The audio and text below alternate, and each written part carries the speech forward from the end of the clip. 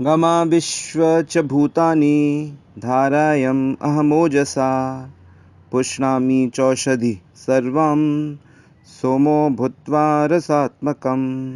तो आज भगवद गीता के 15वें अध्याय का 13वां श्लोक है।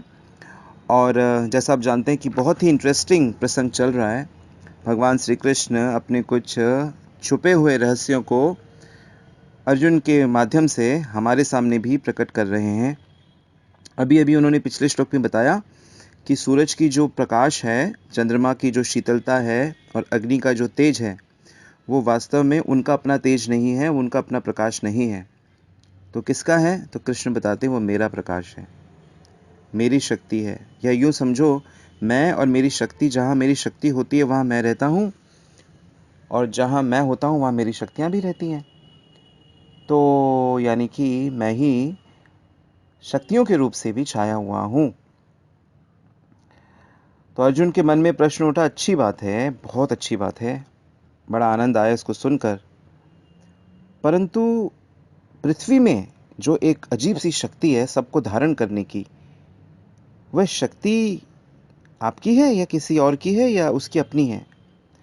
ये जिज्ञासा अर्जुन के मन में उत्पन्न शायद हुई होगी। तभी श्री कृष्ण ने तुरंत ही बता दिया कि ये जो शक्ति पृथ्वी की है अर्जुन, जो गजब की शक्ति है, ये भी मेरी है। चाहे ज़मीन हो या आसमान, दाएं हो या बाएं, जगत का कोई भी हिस्सा हो, मेरे प्रभाव के बिना चल नहीं सकता। मेरे अतिरिक्त कुछ और नहीं है। मता परतरम नान्यत किंचित अस्ति धनंजया मयि सूत्रे मणिग्रीवा इदम प्रोतम सूत्रे मणिगण इवा।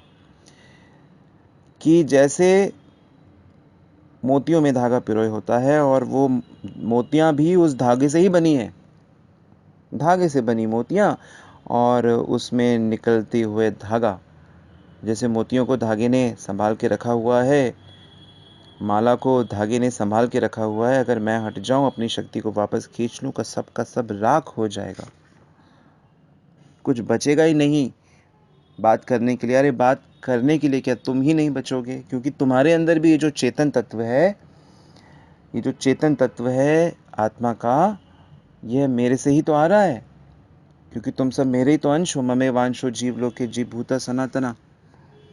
तो ये जो वैदिक ज्ञान भगवान श्री कृष्ण के मुखारविंद से, ये अमृत में ज्ञान जो निकल रहा है, इसको पकड़ना होगा।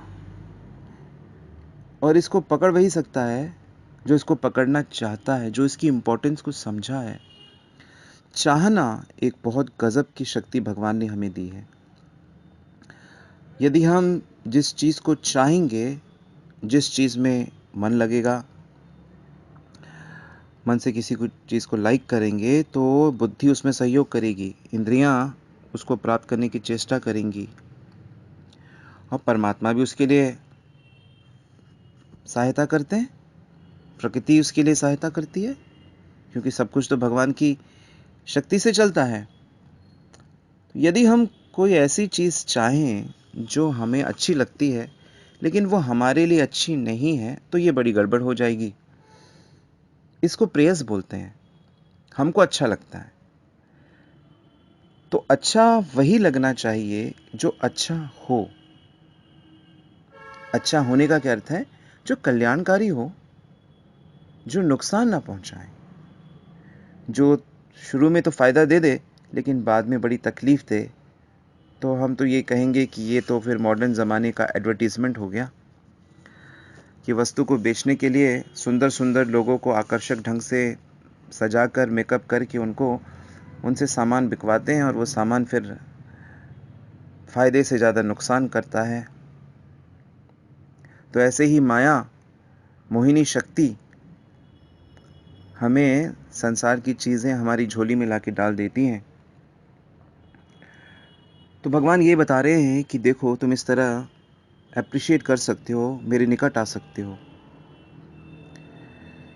श्री कृष्ण कह रहे हैं कि पृथ्वी के अंदर मैं प्रवेश करके अपनी शक्ति से सभी प्राणियों को धारण करता हूँ। और आइजैक न्यूटन ने उसका नाम रखा है ग्रेविटेशन फोर्स, गुरुत्वाकर्षण।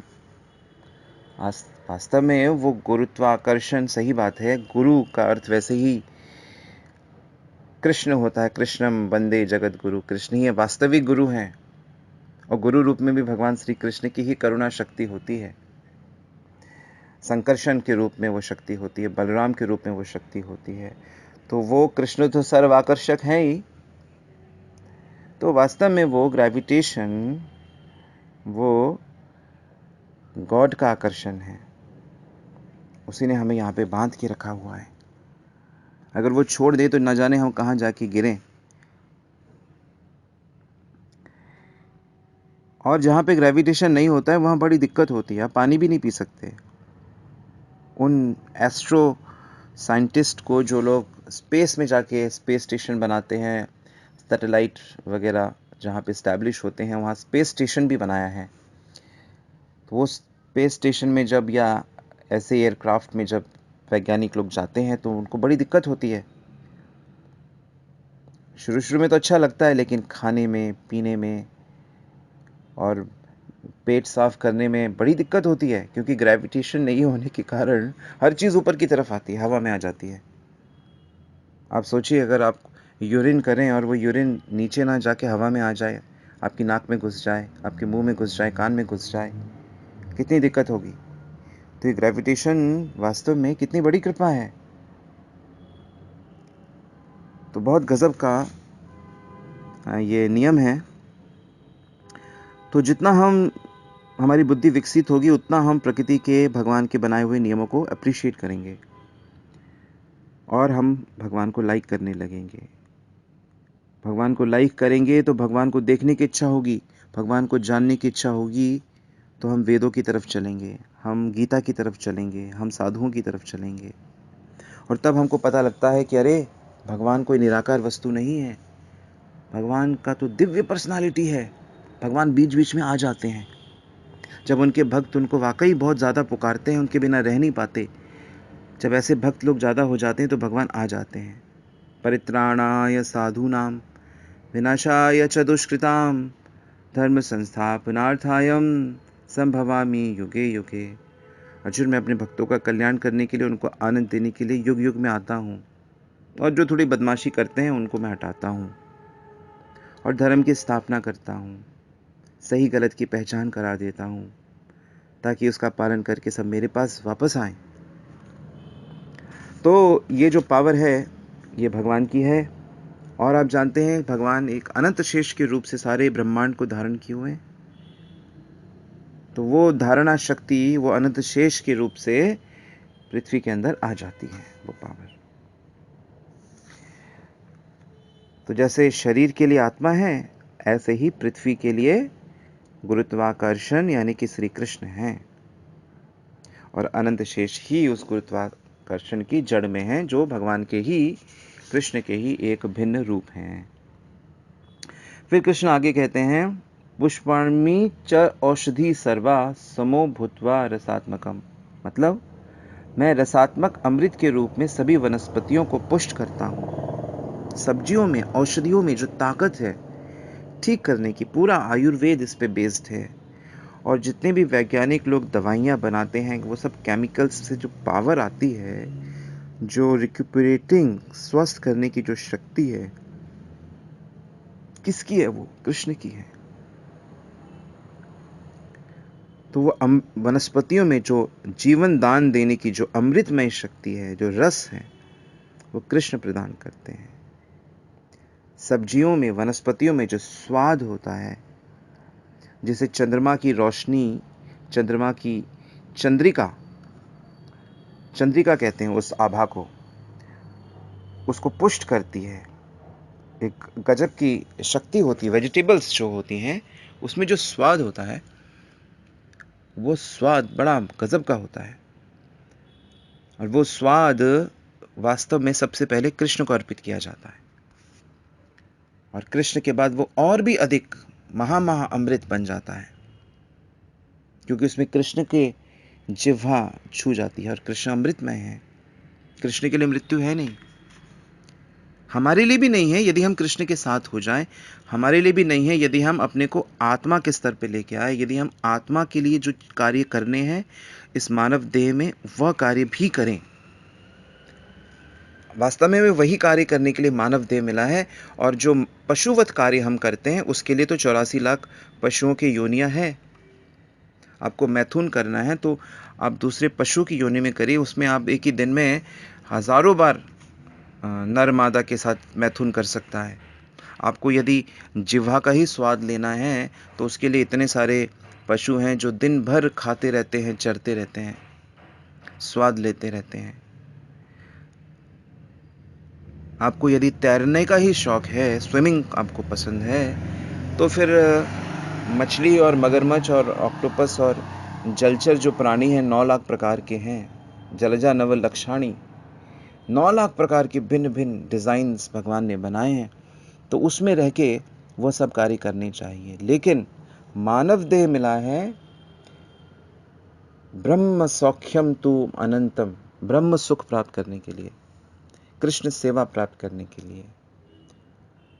सुदुर्लभम नृदेह आद्यम, सुदुर्लभम, बड़ा सुदुर्लभ है ये नर देह, मतलब ये मनुष्य देह है। नर का मतलब ये नहीं कि पुरुष ही होता है, नर मतलब यहाँ पर पर्यायवाची है मनुष्य का। तो सब मनुष्य को ये जो देह प्राप्त हुआ है, मानव देह, एकमात्र इसका लक्ष्य है कि इस जीवन में भगवान की प्राप्ति, भगवत प्रेम की प्राप्ति करनी है। उसको अपने अंदर से, अंदर में है वो प्रेम। चैतन्य महाप्रभु बताते हैं कि वो नित्य सिद्ध कृष्ण प्रेम साध्य कबू नहीं, वो कहीं बाहर से लाना नहीं है। बस शुद्धता से बस कृष्ण की बातें सुनो, कृष्ण की बातें करो, कृष्ण को ग्लोरीफाई करो, कृष्ण के सिद्धांत को समझो और कृष्ण का गुणगान करो। बस जिह्वा से 2 काम, कृष्ण प्रसाद ग्रहण करो और कृष्ण का गुणगान करो। केवल ये 2 काम करने से ही कृष्ण अनुभूति होने लगती है। तो ये जो चंद्रमा है ये देवताओं को भी शक्ति प्रदान करता है, इसके अंदर यह रस प्रदान करने की शक्ति है, लेकिन वास्तव में ये शक्ति चंद्रमा की भी नहीं है। आप समझ गए किसकी है? श्री कृष्ण की है। तो चाहे वो फिर औषधियों में, चाहे फिर वो संजीवनी ही क्यों ना हो। आपको पता है संजीवनी में एकदम ऐसी शक्ति है, जैसे लक्ष्मण जी को जब बाण लगा था तो वास्तव में किसने ठीक किया? तो उनको भगवान राम ने ही ठीक किया था, यानी भगवान कृष्ण ने ठीक किया। कहने को संजीवनी से वो सब शक्ति मिली, लेकिन उसके अंदर वो शक्ति भगवान ने ही डाली हुई है। तो बड़े कमाल की पर्सनालिटी है भगवान, बहुत महान पर्सनालिटी है, और ऐसे महान भगवान के हम सब अंश हैं। हम सब के सब किसी भी देश के हैं, किसी भी योनि के हैं और किसी भी कल्चरल बैकग्राउंड के हैं, लेकिन हम सब के सब कृष्ण के हैं, और ये देखना हमें सीखना होगा। विद्या विनय संपन्ने ब्राह्मणी गवि हस्तिनी शुनि चैव शपाके च पंडिता समदर्शिना। जो पंडित है, इंटेलिजेंट है। पंडित का ये अर्थ नहीं है कि जिसकी शिखा है, जिसका हेड शेफ है, जो ऐसे लाल या सफ़ेद कपड़ों में, पीले कपड़ों में, वो पंडित नहीं है। पंडित का अर्थ होता है जो दीनहीन भाव में रहता हुआ, विनम्र रहता हुआ, सबके अंदर भगवान को देखता है, परमात्मा को देखता है, आत्मा को भी देखता है, परमात्मा को भी देखता है। वो रियल इंटेलिजेंट है, वही सुखी है। तो आपको भी ऐसी भगवत चेतना प्राप्त हो, शुभकामनाओं के साथ यहीं रुकते हैं। हरे कृष्ण।